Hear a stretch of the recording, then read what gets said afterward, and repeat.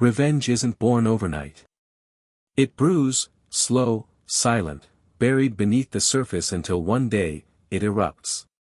This is the story of Frankie Sinclair, a name that didn't just echo through Cardiff streets, it carried weight.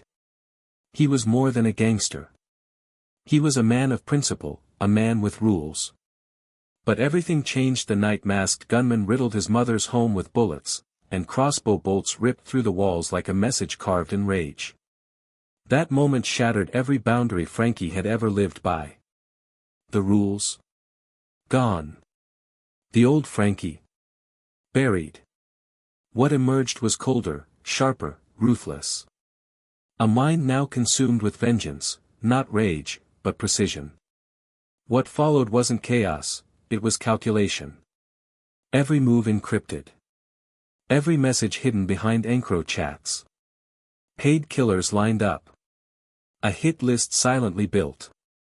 And anchoring this operation, a James Bond-style pistol. A shadowy arms broker in London. A plan to execute a rival so perfectly, it would leave no trace. But in the underworld, even the most flawless plans bleed.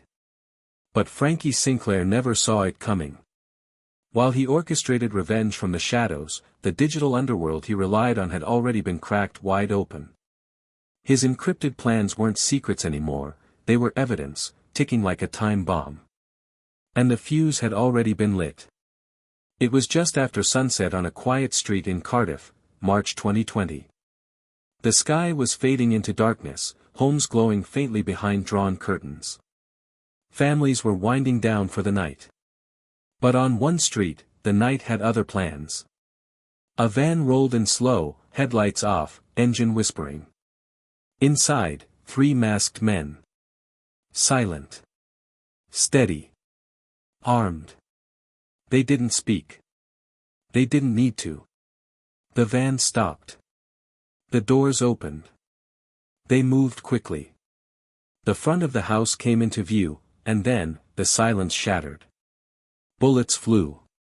Windows exploded. The front door splintered. The quiet suburban calm dissolved into chaos. Inside, a mother dropped to the floor as gunfire ripped through her home, missing death by inches. And just like that, they were gone. No names. No trace. Only broken glass, and a message. This wasn't business. This was personal. Because the house belonged to Frankie Sinclair's mother, and in the world he came from, there was one unspoken law: you never touch family. This was a declaration of war. Frankie's name had long haunted police case files across South Wales. His fingerprints rarely showed, but his presence? Unmistakable. He wasn't just a street player, he was what detectives called a facilitator. If something moved on the streets, Frankie had either signed off on it, or lit the match himself. His record? Brutal. 43 convictions. 95 offenses. But his persona wasn't the image of a man hiding in shadows. He was bold. Loud. A walking billboard of gangland glamour, designer watches, sports cars, flashy clothes. To the kids on the estate, he wasn't just a criminal, he was the dream. But dreams have cracks, and Frankie's story was beginning to split wide open. The police were watching. They always had been. And in March 2020, they finally saw the moment they'd been waiting for. That night, everything changed. The van had pulled up in the Tmorfa area of Cardiff, outside the home of Frankie Sinclair's mother. 3 men stepped out, each wielding a different kind of message, one with a crossbow, another with a handgun, the third with a sawed-off shotgun. They weren't there to rob. They weren't there to warn. They were there to send a signal, a brutal one. No one called the police. When officers finally caught wind of what happened, they arrived to find a strange scene. The front window? Already replaced. No shell casings. No shattered glass. No blood. Just silence. Frankie said nothing. His mother said nothing. No one in the neighborhood admitted to hearing a thing. And still, detectives knew. This wasn't a random outburst of violence. This was retaliation. A message fired point-blank in the escalating chessboard of a Cardiff gang war. But this message didn't follow the rules. It crossed a sacred line. Because in that world, a world where drugs, money, and murder intertwine, targeting someone's mother wasn't strategy. It was war. And for Frankie Sinclair, that single act shattered whatever restraint he had left. The line between business and blood had vanished. The streets may have codes, but even in darkness, some boundaries aren't meant to be crossed. By 2020, Cardiff was tearing at the seams, turf wars, shifting allegiances, and rival factions clawing for power in the drug trade. And floating right at the center of it all, was a man police had nicknamed Frankie the Facilitator. He wasn't always at the top of the charts in intelligence reports, but his name was everywhere. Drugs. Stolen cars. Street violence. Fencing goods. Frankie didn't just know the game, he helped run it. But now, the game had changed. And Frankie was about to change with it. Frankie Sinclair wasn't the man with the gun. He was the man who knew who held one. To some, he was a connector, the kind of man who made things happen without lifting a finger. To others, he was a problem solver. Quiet. Efficient. Dangerous. But to the police, he was a ghost, always just outside the frame. Always there, but never quite in focus. And Frankie wasn't alone on the streets. Cardiff was swarming with players, dealers, enforcers, kingpins, all jostling for control. One of the most feared among them was Crone Hassan. In December 2020, Crone and his cousin were convicted for a brutal attempted murder in Rumney, a calculated ambush outside a corner shop. The weapons? A sawed-off shotgun, and a machete. The victim lived. But the message didn't need to kill to land. This wasn't about fists anymore. This was war. Court records would later reveal a growing storm, a feud simmering between Frankie Sinclair and Crone Hassan. The exact trigger? Still unclear. Maybe. It was drugs. Maybe turf. Maybe something deeper, pride, reputation, or revenge. But one thing was certain, the attack on Frankie's mother's house had tipped the scales. And in Frankie's world, whoever lit that match, had just invited the fire. At the Old Bailey, prosecutors would allege that Frankie believed Crone Hassan was behind the attack. The EncroChat messages pulled from Frankie's phone painted a portrait of a man cornered, humiliated, and seething. He wasn't talking about respect anymore. He was talking about blood. One encrypted message read like a war cry. Mums got lit up, retaliation can't be no joke. This wasn't street bravado. This was something primal. The balance of fear had shifted, and Frankie wanted it back. Not with words. With bullets. He needed firepower. Serious firepower. And he knew exactly where to find it. Frankie didn't call in favors from Cardiff. He went to London, straight into the encrypted underworld. He reached out to a man known in the shadows as Usual Wolf. His real name? Paul Fontaine, a 36-year-old from Hackney. On paper, Fontaine looked harmless.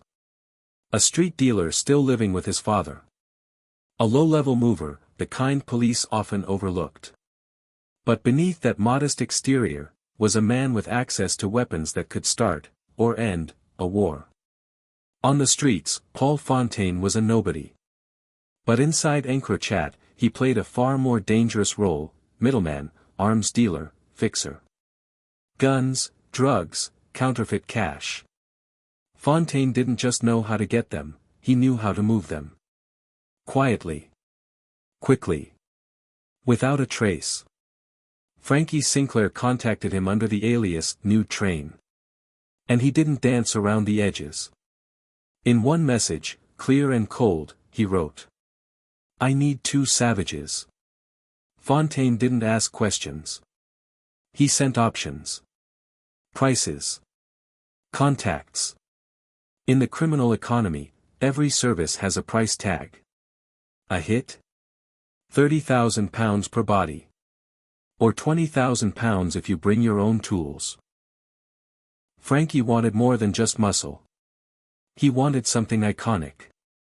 Specific. A Walther PPK, the weapon made famous by James Bond. He called it, "My James Bond ting." Fontaine got to work. But the first shipment of ammo? It didn't fit the chamber. Frankie messaged back, frustrated but focused, attaching a photo of the pistol. Wrong size. Eventually, Fontaine secured a Colt revolver, and the right rounds to match. Payment was precise. Down to the bullet. Pound £370, for 37 rounds. There were no threats. No wild slang. No emotional outbursts. Just logistics. Cold. Methodical. Surgical. And all of it was routed through EncroChat, a shadow network of encrypted phones disguised as androids. But these weren't ordinary devices. They booted into hidden operating systems. Messages could be set to self-destruct. Entire histories wiped clean with a single panic button. It was marketed like a vault, but sold like a weapon. To Frankie and Fontaine, EncroChat wasn't just a tool. It was a shield. A false wall between them and consequence. They thought they were ghosts in the system, invisible, untouchable. But what they didn't know, was that someone was already inside. And by early April 2020, this wasn't just talk anymore. The planning had become real.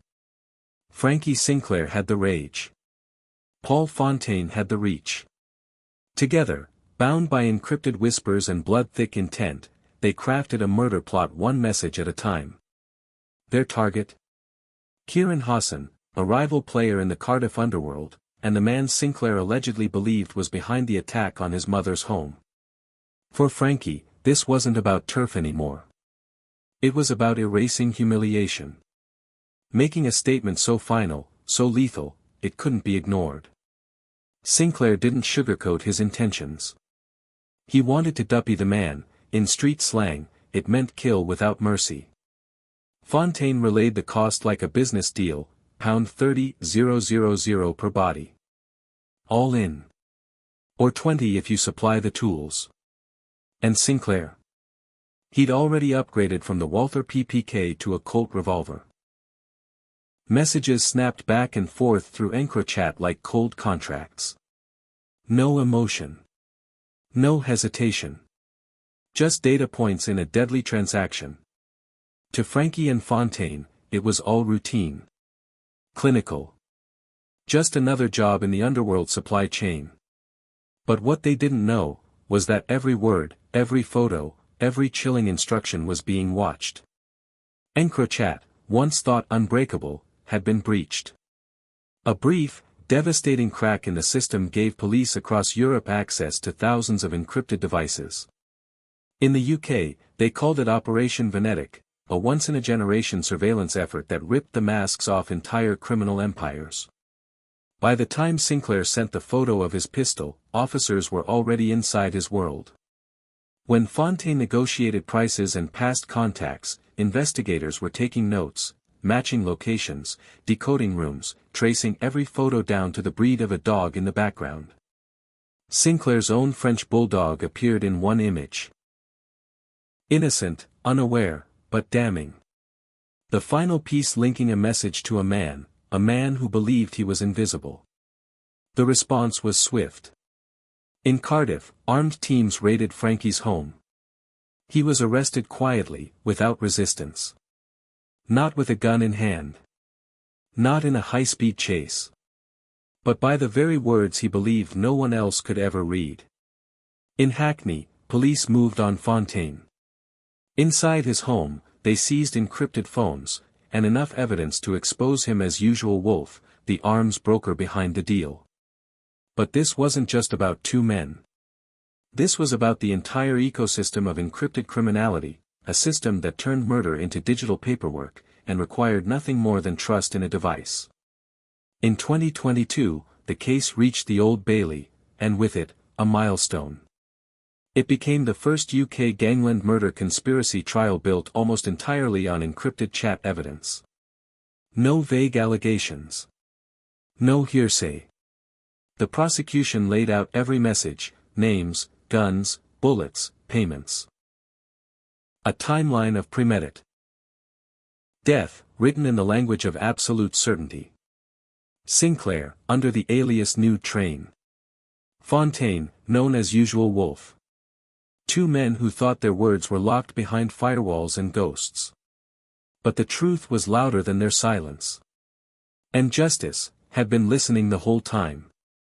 Frankie Sinclair said it was just talk, bravado, venting, nothing more. Words, not weapons. Emotions, not intent. Paul Fontaine. He didn't say a word. Not in court. Not in defense. Just silence. But the evidence, spilled straight from their own encrypted devices, spoke louder than either man ever could.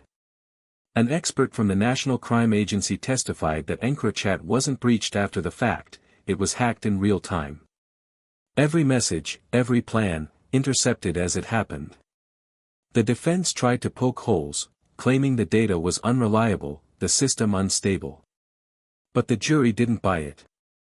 After 14 hours of deliberation, the verdict was delivered. Guilty. Sinclair and Fontaine.